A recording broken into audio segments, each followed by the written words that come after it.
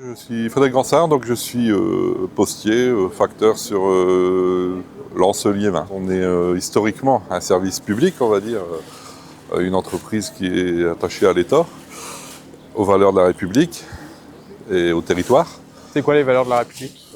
Déjà, que tout le monde ait l'égalité. Par exemple, pour une lettre qu'on envoie, chacun paye la même somme, que ce soit une lettre qui va aller à Marseille ou qui va aller à Lille.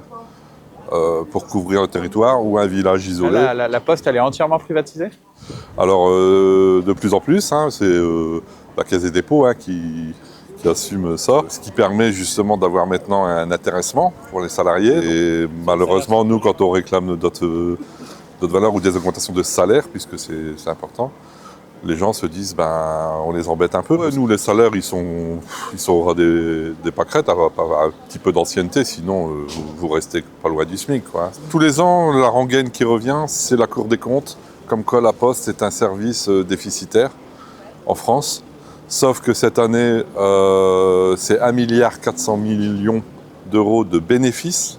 C'est 3 fois plus en 2024 qu'en 2023.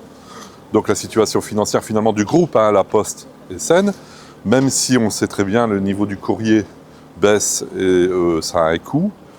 C'est déficitaire cette branche, on va dire, de la Poste, mais c'est largement compensé par le colis, la téléphonie. La Poste, on est positionné en téléphonie, c'est 500 millions d'euros de bénéfices. Les services bancaires, notamment les assurances, tout ça. Et ça, c'est 1,5 milliard de bénéfices. Alors quand Moscovici, l'ancien ministre, président de la Cour des comptes, nous explique que la Poste, ça va mal, financièrement, non. C'est sûr que si on cloisonne, il y a des parties de la Poste.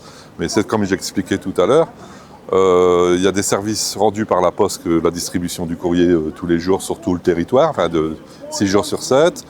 Il y a par exemple il y a la presse qui est distribuée à un taux vraiment préférentiel. L'accessibilité bancaire aussi, c'est important.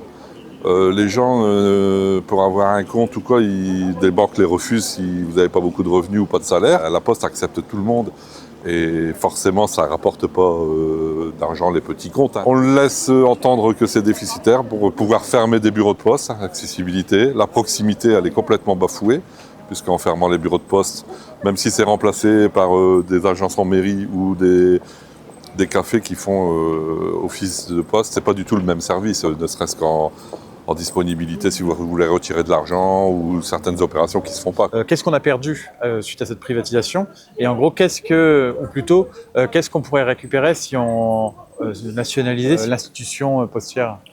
C'est surtout le côté proximité, où chaque village presque avait son bureau de poste. Donc pour les personnes à mobilité réduite, puis même les personnes, la population vieillissante, on parle aussi d'environnement, devoir se déplacer à 10-15 bornes pour aller poster une lettre. Parce que même les boîtes aux lettres jaunes qui constituent le ramassage, puisque maintenant le ramassage de courrier, il faut savoir que ça se fait que dans ces boîtes aux lettres jaunes ou directement au bureau de poste. Il n'est plus question de donner au facteur un courrier comme on faisait avant. Ça, c'est des services qui doivent être payants pour eux. Chaque service rendu à la population qui était gratuit auparavant, avec service public, tout ça, ils ont réfléchi pour le valoriser financièrement. Donc ces fameuses petites boîtes jaunes que vous avez, récemment, moi je suis élu dans une commune de 8800 habitants. On a rencontré les dirigeants locaux de la Poste qui nous disent 8800 habitants, ça fait une boîte pour 1000 personnes, il faut 9 boîtes. Il y en a 10 sur la commune, on en supprime une.